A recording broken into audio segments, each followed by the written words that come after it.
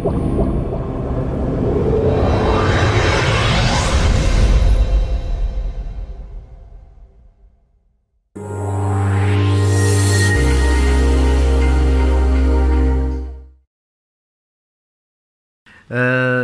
veux inviter le professeur Zambrowski pour nous parler ce soir de l'intelligence artificielle et l'éthique, quelle en est sa place au XXIe siècle. Le professeur Zambrowski est professeur de médecine interne à la PHP à Paris, au CHU Bichat, si je ne me trompe pas. Il est également cardiologue de formation. Il est membre de la Société française, membre du bureau de la Société française de télémédecine, et également un doctorat, et même plus que ça. Il est professeur de sciences économiques dans le domaine médical au sein de la faculté Paris-Descartes, et il nous a fait l'honneur d'accepter mon invitation pour parler entre autres ce soir de l'intelligence artificielle, l'éthique, et demain il parlera également de la pérennité des systèmes de soins lors d'un symposium. Je laisse la place donc au professeur Zambrowski.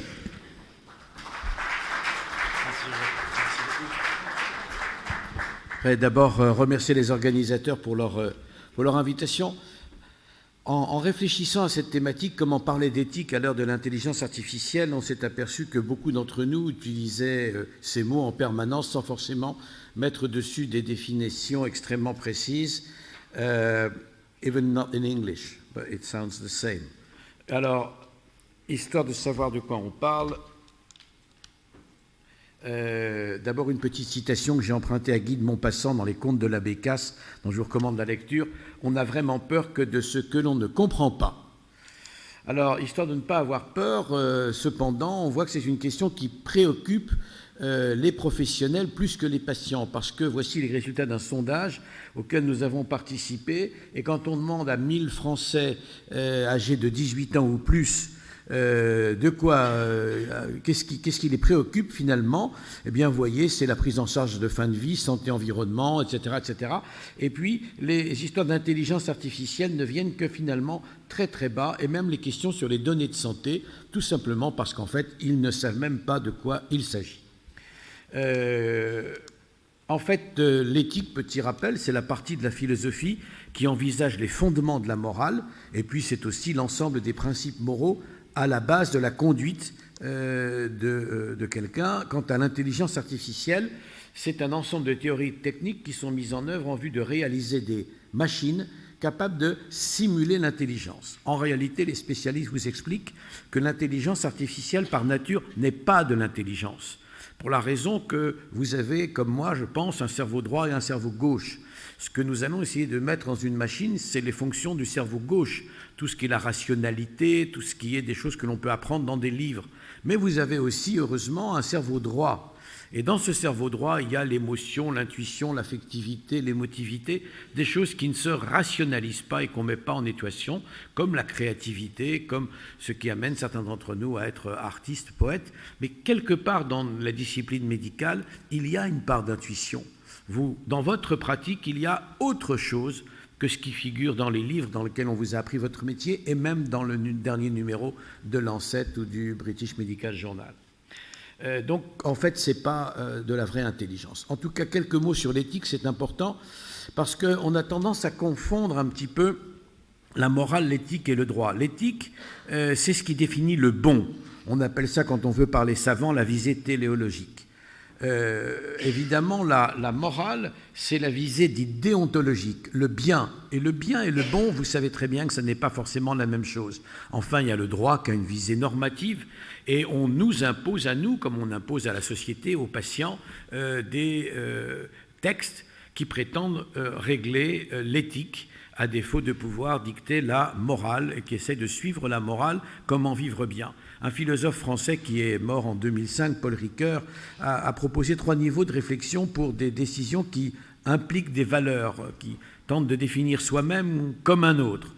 L'éthique, c'est la visée d'une vie accomplie dans le désir de vivre bien, c'est-à-dire une vie où l'autre qui soit proche ou lointain, et nos patients, bien sûr, entrent dans cette catégorie, est toujours impliqué. La morale, c'est l'articulation dans des normes, c'est-à-dire les interdictions et les devoirs, et puis la sagesse pratique, c'est ce que nous enseignait jadis Aristote. Je tiens toutes ces diapos à vos dispositions si vous avez envie de les regarder. Donc finalement, la morale, c'est des prescriptions qui régissent la conduite humaine, c'est le mal, le bien. L'éthique, c'est les options morales dans un domaine particulier, et bien sûr pour nous, l'éthique médicale, c'est celle des options morales dans le domaine médical, et nous avons à Paris Descartes un département qui ne se consacre qu'à ce sujet et qui est mené par quelqu'un qui est de formation, un réanimateur, Christian Hervé, mais aussi quelqu'un qui a poursuivi une réflexion, j'allais dire morale, spirituelle, philosophique, assez avant. Et puis la bioéthique dont on parle beaucoup, eh bien c'est finalement tout ce que les nouvelles technologies, la science nous permettent de mettre à la question des discours, des pratiques en général pluridisciplinaires et pluralistes pour clarifier et résoudre finalement des questions à problème éthique. Et vous savez que les lois sur la bioéthique en France sont révisées dorénavant tous les 7 ans. Alors pourquoi pas 5, pourquoi pas 10 ? Le chiffre 7 a paru un intermédiaire raisonnable pour tenir compte de la vitesse de l'avancée de la science et en même temps se donner le temps d'une saine et juste réflexion partagée le plus possible. Finalement, tout ça est né à l'occasion des procès fameux après la guerre où véritablement des gens dont le diplôme était celui de médecin se sont livrés à des pratiques qui n'avaient rien à voir avec ce que l'éthique ou la morale peuvent proposer. Le code de Nuremberg a été fait juste au lendemain de la guerre après le procès. Consentement éclairé, informé et volontaire du patient, respect d'une méthodologie scientifique, avec une finalité forcément positive qui est bien celle de rendre service au patient, incluant une évaluation des risques rapportés aux risques escomptés. Et évidemment, on doit faire en sorte que les dommages éventuels doivent être réversibles dans toute la mesure du possible. Une fois qu'on a amputé quelqu'un, il est difficile de revenir sur l'amputation, même si l'art des prothèses a fait des progrès. Les principes fondamentaux qui sont mis en avant dans ce code, c'est le principe d'autonomie, de bienveillance, de non-malfaisance, le principe d'équité et de justice. Et puis on a ajouté assez récemment un principe derrière lequel nos tutelles gouvernementales, que ce soit en France, à Maurice ou ailleurs, se cachent, se protègent, qui est le principe de précaution. Vous savez, on met une ombrelle sur l'ombrelle, enfin un chapeau, sur le chapeau une ombrelle, sur l'ombrelle un dôme en bois et sur le dôme en bois une couverture en béton. Et finalement, on se paralyse un petit peu par ce principe de précaution qui a souvent bon dos. Moi, je voudrais en revenir à quelque chose qui n'est pas nouveau du tout, qui est le principe d'Hippocrate, notre père à tous, qui disait d'abord ne pas nuire. Si on gardait ça à l'esprit, tout ce qu'on a dit cet après-midi trouverait peut-être de quoi s'inscrire dans de la sagesse. Deux principes quand même extrêmement importants qui sont liés à la prolifération des données, c'est la confidentialité. L'idée, c'est que l'information sur l'état de santé de quelqu'un ne peut être partagée qu'entre ce quelqu'un, c'est-à-dire le patient ou ses ayants droit, et les médecins ou les équipes médicales en charge de son traitement.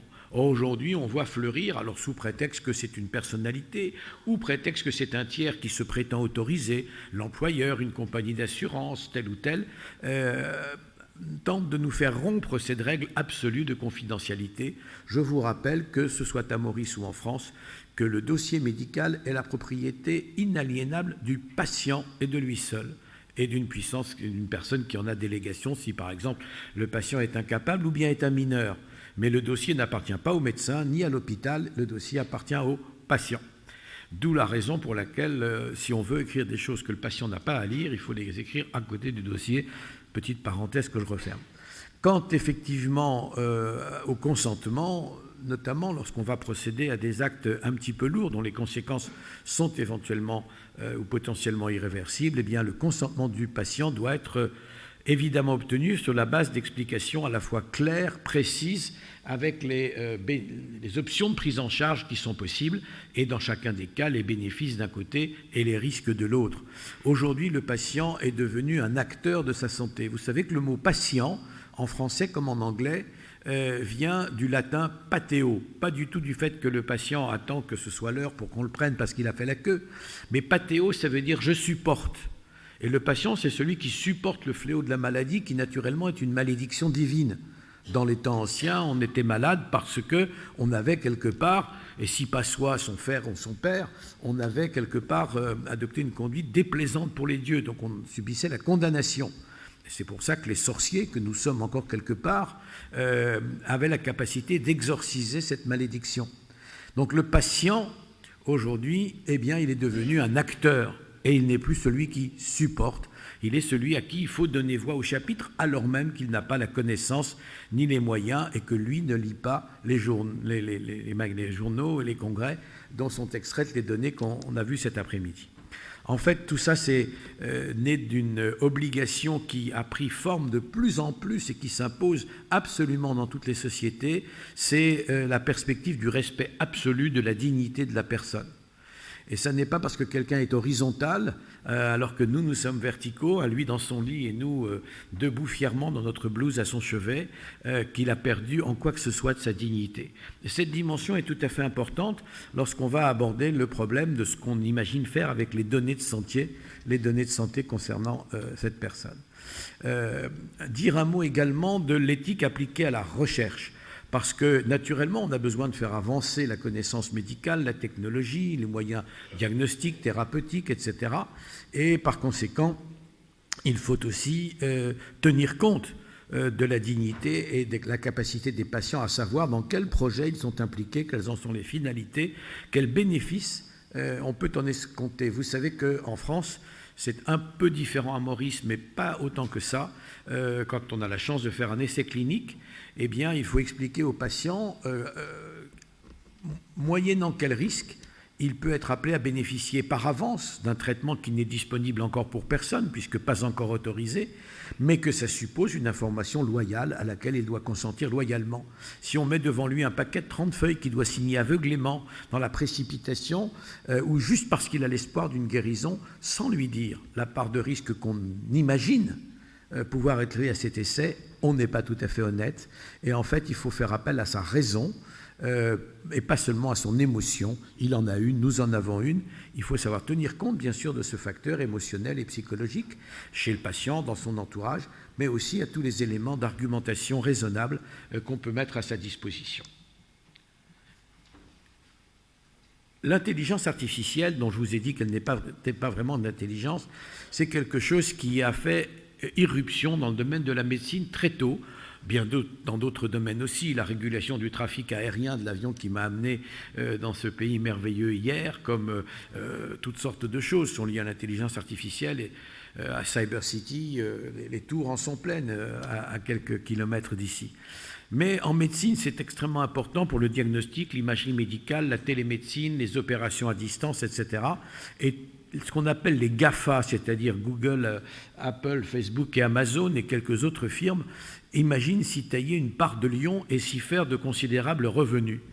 La question qui peut se poser et que nous avons en tant que professionnels le devoir de nous poser, c'est quelle compatibilité y a-t-il entre leur objectif de rentabilité financière et notre objectif qui est d'apporter le meilleur service possible à nos patients. Il peut y avoir un certain degré de coïncidence entre l'objectif de ces firmes et le nôtre, mais ne nous laissons pas déborder par ce qui sont leurs objectifs et les visions d'un espèce de transhumain, surhumain, méta-humain, post-humain, qui véritablement est une créature qui appartient à la science-fiction et certainement pas pour autant que nous puissions l'anticiper raisonnablement au monde dans lequel nous avons à nous occuper de nos malades.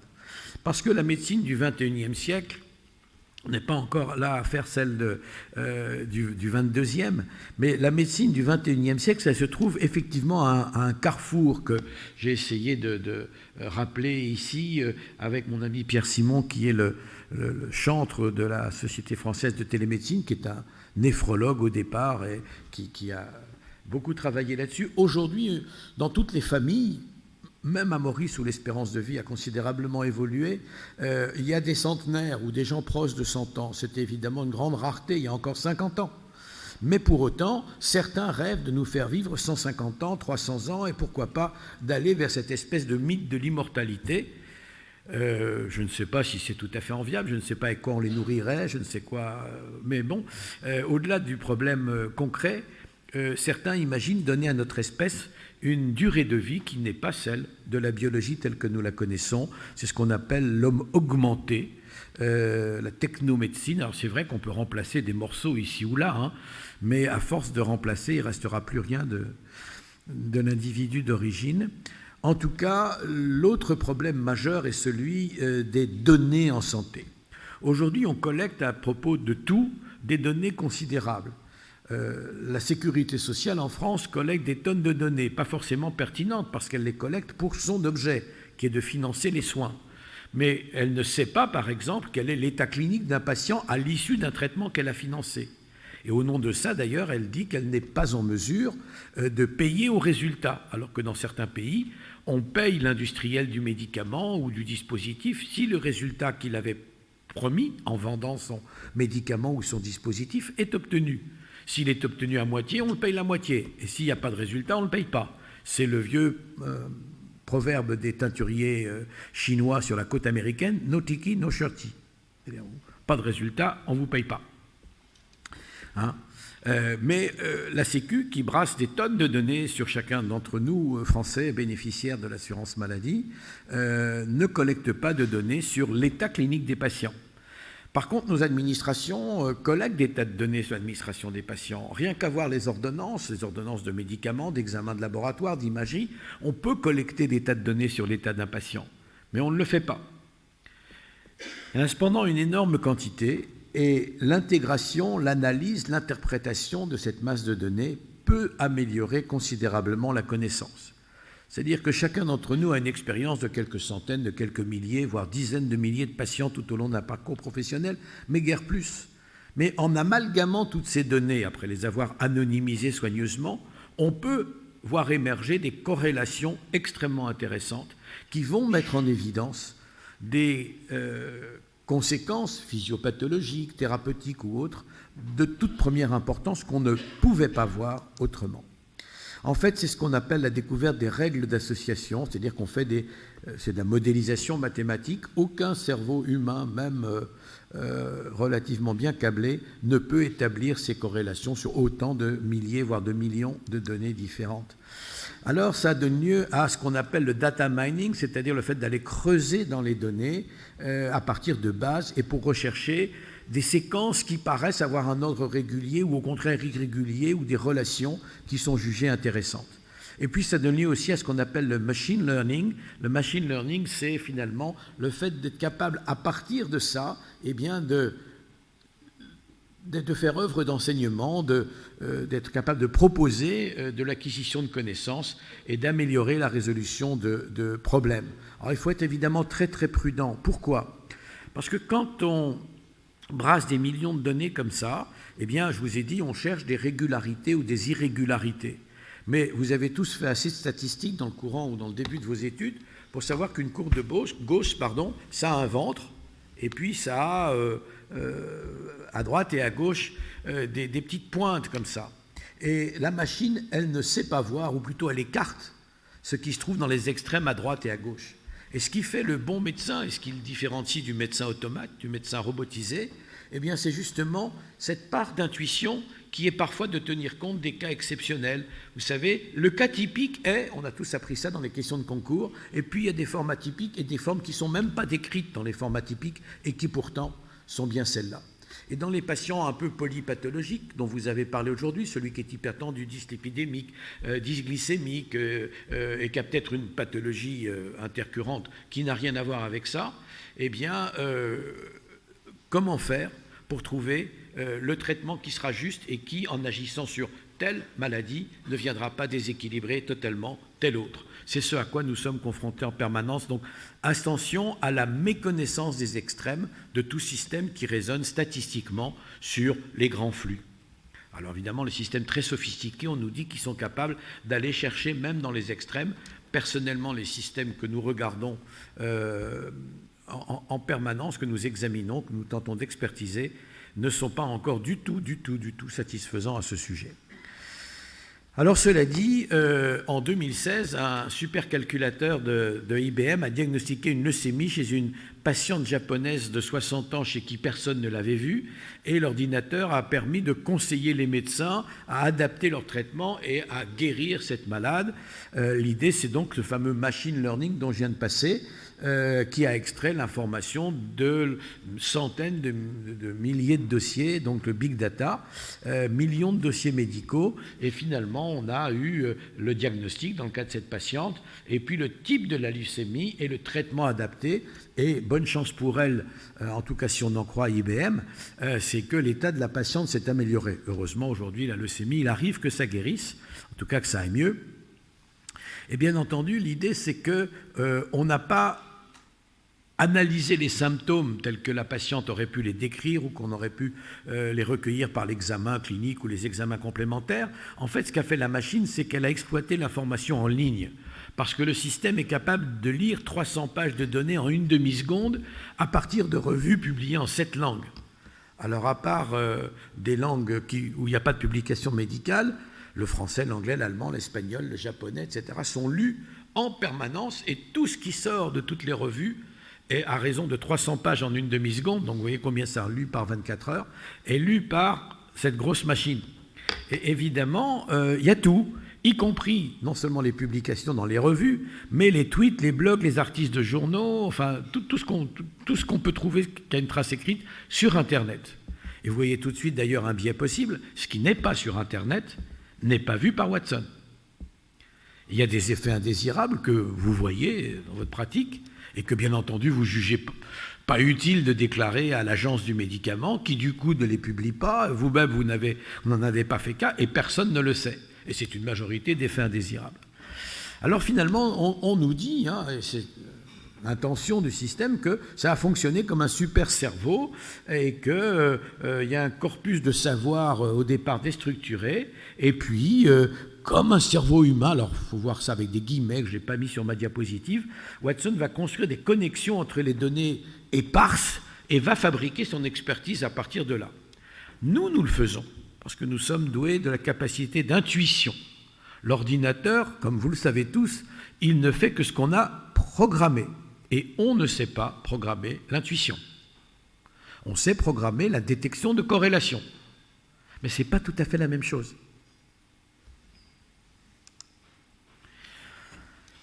Donc bon, très bien, alors ça vaut dans toutes les spécialités, ça a commencé par la cancérologie, l'hémato, mais aussi la cardio, l'orthopédie, l'ophtalmo, etc., etc. Et évidemment, le médecin reste quand même, heureusement, le maître du jeu. S'il décide de ne pas se fier à la proposition de Watson, eh bien, il le dit, et ça nourrit, nous dit IBM, la base de données de Watson, heureusement.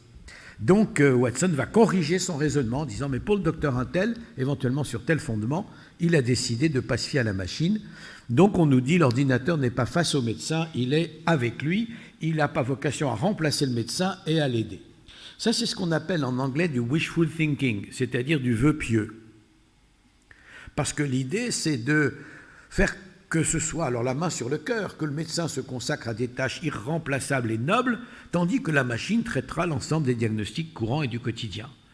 Et on finira par imposer, par exemple, à ne pas financer ce qui ne sera pas conforme à ce que la machine aura décidé. Pour l'instant, on dit qu'on garde au médecin le pouvoir de décider. Mais c'est de ce point de vue que je dis que c'est du vœu pieux fait pour que ce système mécaniste l'emporte. Il faut rester vigilant. Les seuls vigilants, c'est nous.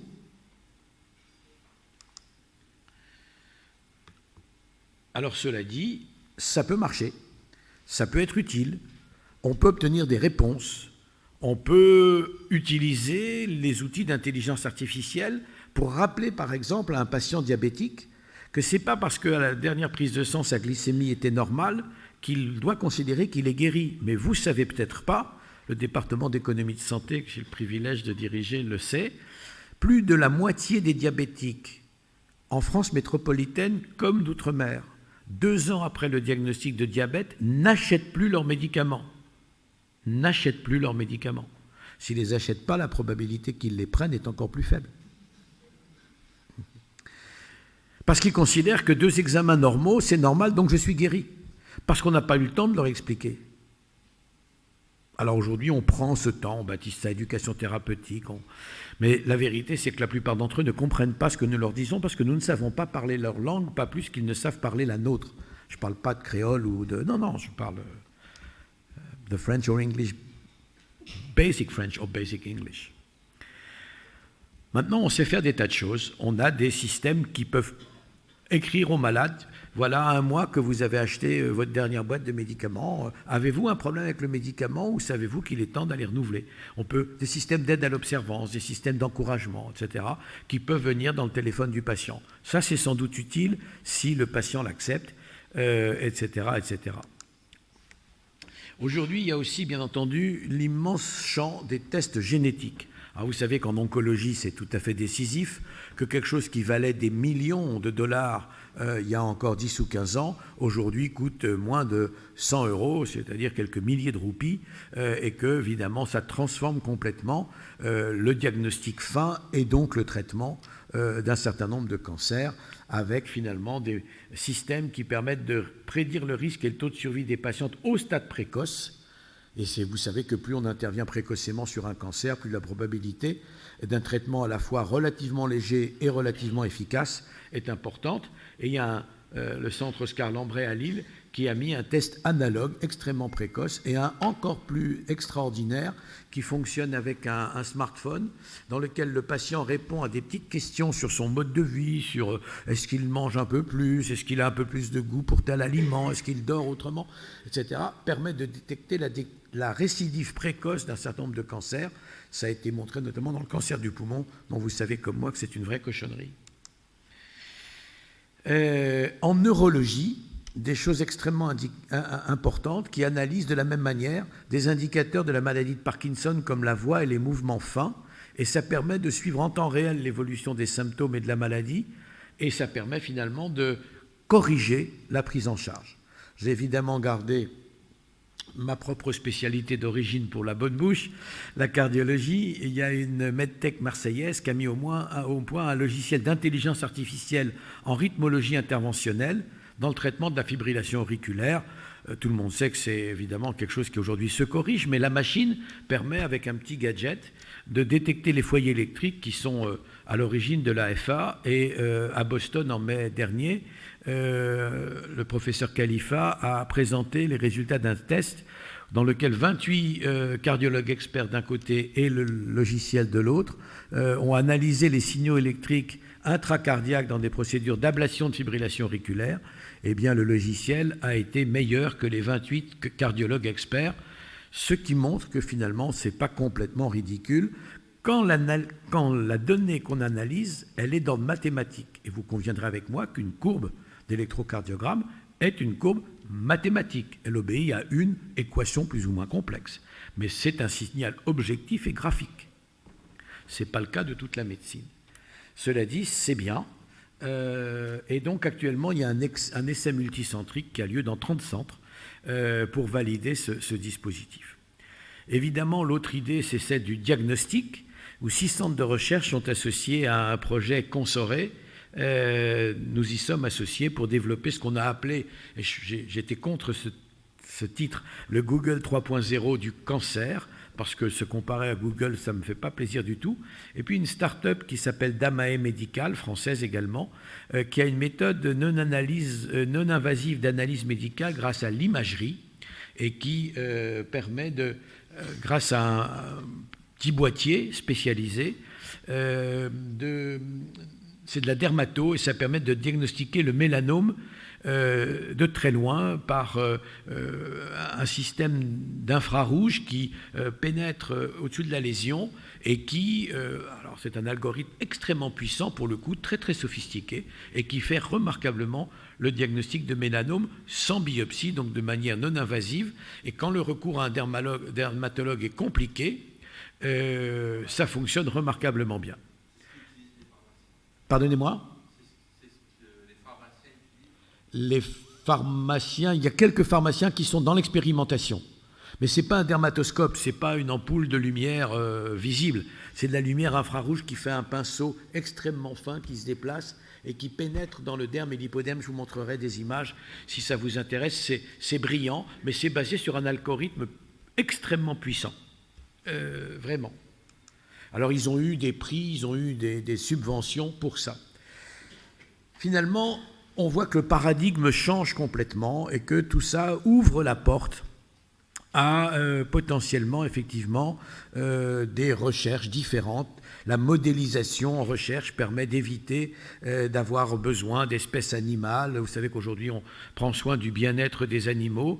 Quand j'ai commencé, on utilisait même des chiens beagles ou des grands singes. C'est maintenant interdit. Des chats, c'est défendu. On a encore le droit de trouver des souris, et encore, il ne faut pas trop le dire.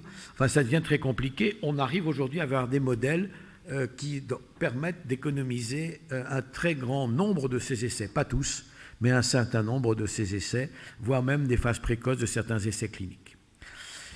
Un mot sur le télédiagnostic et la télésurveillance. Aujourd'hui, l'idée, c'est d'apporter de l'expertise médicale au plus près du malade, au cabinet d'un médecin non spécialisé, dans un lieu dédié. Et là, la pharmacie, effectivement, est un lieu où un professionnel de santé peut participer, ou au domicile du patient, et il y a toutes sortes d'expériences. En télécardiologie, par exemple, il y a plusieurs dispositifs, je vous en ai mis 4 ici, dans lesquels le patient reçoit un transmetteur qu'il installe sur sa table de nuit, et puis ça exporte des données, tout ça est collecté au réseau par Wi-Fi ou par un câble, ça va vers un site internet, et un même cardiologue peut, à distance, peut-être même à des milliers de kilomètres, recevoir ces signaux, et la machine est capable, évidemment, s'il y a un trouble du rythme, s'il y a autre chose, immédiatement d'alerter. Le médecin de garde ne surveille pas 800 patients en même temps sur 800 écrans, mais s'il y a un des patients qui déclenche une alarme, le praticien est averti. On peut aussi contrôler que l'appareil marche bien à distance, mais ce n'est pas un système d'alerte ni d'urgence, enfin véritablement. Ça permet d'envoyer par exemple un SAMU, enfin une équipe d'urgence à domicile. Ça ne sait pas encore traiter le patient, encore qu'un défibrillateur commandable à distance est en train d'exister. Je ne vous parlerai donc pas de la chirurgie, téléchirurgie et chirurgie robotisée, mais qui sont des moyens extraordinaires pour certains temps de l'acte chirurgical. On peut imaginer qu'un chirurgien non totalement spécialiste fasse l'essentiel du geste, mais que certains gestes qui nécessitent une micro-instrumentation et une technique à laquelle lui-même n'est pas entraîné, puissent pendant un temps de l'opération passer la main à un collègue placé ailleurs, où que ce soit cet ailleurs. Évidemment, il faut garder sa raison. Il ne faut pas penser que la machine va tout remplacer. Voilà, la chirurgie par Skype, on n'y est pas encore tout à fait. L'idée, et je terminerai par là, c'est qu'il faut plutôt se rapprocher que s'opposer. L'idée, c'est qu'il y a de formidables opportunités en matière de ce qu'on appelle l'économie de la connaissance. Bien sûr qu'on entrevoit de formidables apports à la pratique médicale. Mais je vous rappelle que la responsabilité de la relation médecin-malade ne peut pas être abandonnée à des machines, même très perfectionnées et même très performantes. Finalement, au-delà de tous les principes organisationnels qui traitent de l'intelligibilité et de la responsabilité des systèmes algorithmiques ou de la nature de l'intervention humaine dans la prise de décision après un algorithme, la Commission nationale informatique et liberté en France a édicté 2 principes fondateurs.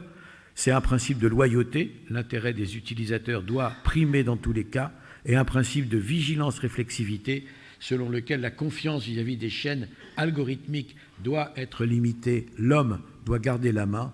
Les valeurs morales ont pour origine la notion de responsabilité, c'est la dialectique entre donner, c'est la loi de justice, et recevoir, c'est la loi d'amour.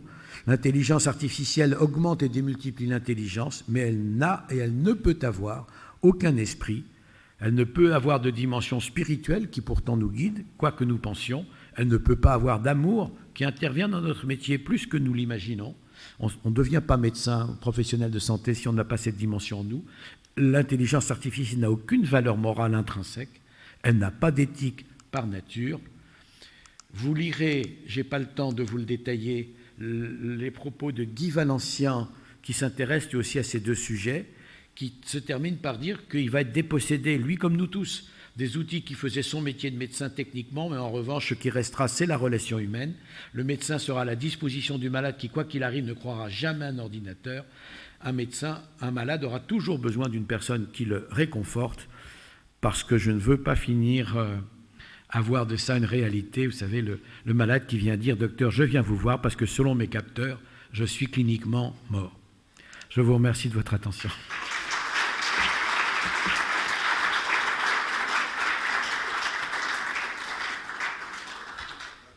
Et je suis à votre disposition pour des questions, des remarques, des contributions,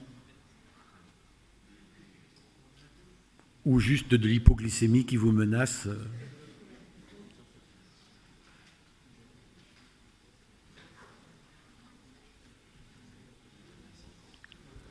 Monsieur le Président. Oui, s'il vous plaît. Notre souci, c'est la confidentialité, c'est les transmissions des données, et c'est tout ce qui est sécurité dans les messageries, dans les transmissions des données. Où en est-on aujourd'hui ? Alors, on progresse beaucoup puisque, à l'instigation d'un certain nombre d'institutions, le Conseil de l'Ordre des médecins, des pharmaciens n'y sont pas étrangers, on imagine mettre un cadre réglementaire extrêmement restrictif et précis, protégeant les données dans l'esprit que j'indiquais tout à l'heure. La donnée appartient au patient. Le médecin la construit, la constitue, le pharmacien la complète par le dossier pharmaceutique que les pharmaciens ont mis en place en France avant les médecins. Le dossier médical partagé ou communicant s'installe. Certaines spécialités, la néphrologie, la cancérologie, ont déjà des dossiers communicants extrêmement structurés. La confidentialité de la donnée est primordiale. Et j'ai indiqué tout à l'heure rapidement qu'il n'est pas question de voir l'employeur, un assureur, un banquier, le voisin s'immiscer dans la confidentialité de ce rapport qui existe depuis la nuit des temps et qui est la base de la confiance que le malade accorde à ses soignants. Donc vous avez parfaitement raison. Alors la préoccupation existe aussi à Maurice, la même, dans les mêmes termes. Et bien évidemment, c'est la raison pour laquelle on ne peut pas laisser... Et il faut que ces transmissions emploient des canaux ultra sécurisés pour que la probabilité que quelqu'un vienne s'immiscer, violer le secret des liaisons Internet soit réduite au maximum. Monsieur Serussi. Ça marche normalement. Non, ça ne marche plus.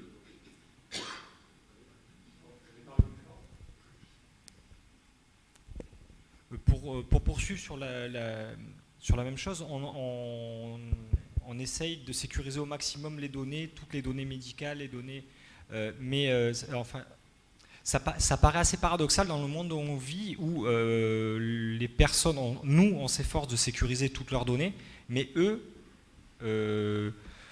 racontent tout ce qu'ils sont en train de faire toute la journée sur Internet. Là, encore une fois, c'est eux qui volontairement le mettent. Mais est-ce que réellement ils veulent que nous on soit aussi sécuritaire, étant donné que chaque chose qu'ils vont manger, faire, ils le prennent en photo et le mettent partout et c'est accessible aux assurances. Il y a deux niveaux de réponse dans les commissions auxquelles on participe. Il y a le niveau individuel et le niveau collectif. La donnée collective agrégée, anonymisée, finalement, elle est sécurisable de manière relativement facile. C'est-à-dire qu'une fois que ça arrive dans un premier niveau de filtre, on l'anonymise, on place ça par un système de code aléatoire complexe, et puis ça sert juste à amalgamer des séries de big data d'où on tire en principe de la connaissance. La donnée individuelle, je l'ai dit, elle appartient au patient. Si M. Dupont ou Mme Durand veut dire je mange ceci, je fais tel sport, j'ai telle maladie, on m'a opéré de ça, bon, et on m'a prescrit tel truc, lui a le droit de le dire. Si vous êtes complice de cette fuite, par contre, vous n'avez pas le droit. Donc, le responsable, dans le cas particulier, c'est lui. Et s'il veut mentir à propos de son état, c'est son problème. Nous, en tant que professionnels de santé, on a l'absolu devoir de ne rien dire de ce qu'on a appris. C'est le serment d'Hippocrate qu'on a tous prêté, et c'est quasiment le même dans le monde entier aujourd'hui, même des civilisations qui n'ont pas connu Hippocrate. On ne dit rien de ce qu'on a connu dans le secret de la relation de confiance que le malade nous a accordé. Cela étant dit, dans certains cas, l'assureur, par exemple à l'occasion d'une demande de crédit ou autre, va demander une information.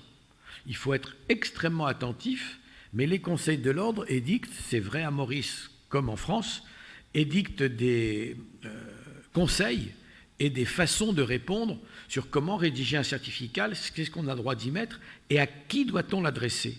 on n'adresse pas un certificat médical quelque peu détaillé à un service administratif de cette société. On l'adresse au médecin conseil de la société. Et lui est payé pour dire, finalement, et compte tenu de ce que je sais des critères d'éligibilité du patient à un crédit ou pas, il remplit ou il ne remplit pas. Mais il ne donnera pas, ou alors il faut lui couper la tête, il ne donnera pas les détails de la situation médicale. Si on vous demande de renvoyer ça à assurance un tel ou banque un tel, ne remplissez pas. En tout cas, c'est ce que les institutions, encore une fois responsables de la profession, nous disent. Et elles ont parfaitement raison. Nous n'avons, à condition que le malade l'autorise. C'est-à-dire que si le malade n'a pas expressément autorisé à ce que vous remplissiez le certificat en vous le donnant, et que la banque vous écrit directement, vous n'êtes pas autorisé à divulguer quoi que ce soit, même à un médecin. C'est-à-dire que le réseau qui se constitue, on a un réseau maintenant centré autour du patient, très bien, dans lequel il y a le médecin, le pharmacien, l'homme des images, l'homme du laboratoire de biologie, l'anatomopathologiste, le psychologue, tout un tas de professionnels. Très bien. Le maître du jeu doit rester le malade. Et si quiconque s'adresse à l'un des maillons de cette chaîne constituée autour de chaque malade pour obtenir de la donnée, la réponse est non. Demandez au malade de me le demander. Et dans ce cas-là, si le malade me le demande, eh bien, je me ferai un plaisir de répondre à votre médecin conseil. Si on accepte, vous savez, graduellement, dans quelque temps, tout s'enfuira. Et on n'aura plus cette protection. Et nous sommes de ceux, alors ce n'est pas une question de génération, il y a parmi nous des gens, des générations montantes qui sont nés avec un iPad dans les mains, mais qui disent la même chose. La relation de confiance est essentielle. Et si on n'a pas la confiance de la confidence, tout est fichu. Ça a commencé avec le HIV, cette histoire-là. Et depuis, eh bien, il faut être extrêmement rigoureux. Oui, monsieur Hautin. Oui, moi j'ai une question qui vient de ce que j'ai constaté. Dans les grands hôpitaux, il y a le système informatisé qui permet à tout moment de savoir, en entrant le nom du malade, le prénom du malade, ce qui s'est passé, les examens qu'il a eus, etc. Donc quand on reçoit le malade en urgence, c'est extrêmement utile de savoir ce qui s'est passé à droite, à gauche. Le problème, et on s'en est aperçu, c'est que plein de gens ont accès par définition à ce système. Ils n'ont pas besoin d'être docteur en médecine pour avoir accès à ce système. Non.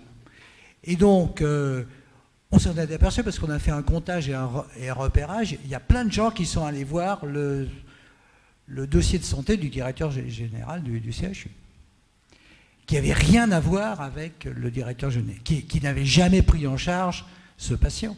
Et là, c'est un problème, parce que l'information se diffuse à droite à gauche, et il n'y a plus de restriction de communication directe entre le patient et un médecin. Je voulais savoir ce que vous en pensez. J'en pense que tout ça est parfaitement fautif et que ne peuvent... Alors, dans un système bien fait, mais c'est ce à quoi, c'est la réponse à la question que vous avez posée tout à l'heure, c'est ce à quoi les systèmes qui sont en train de se mettre en place, c'est aller trop vite.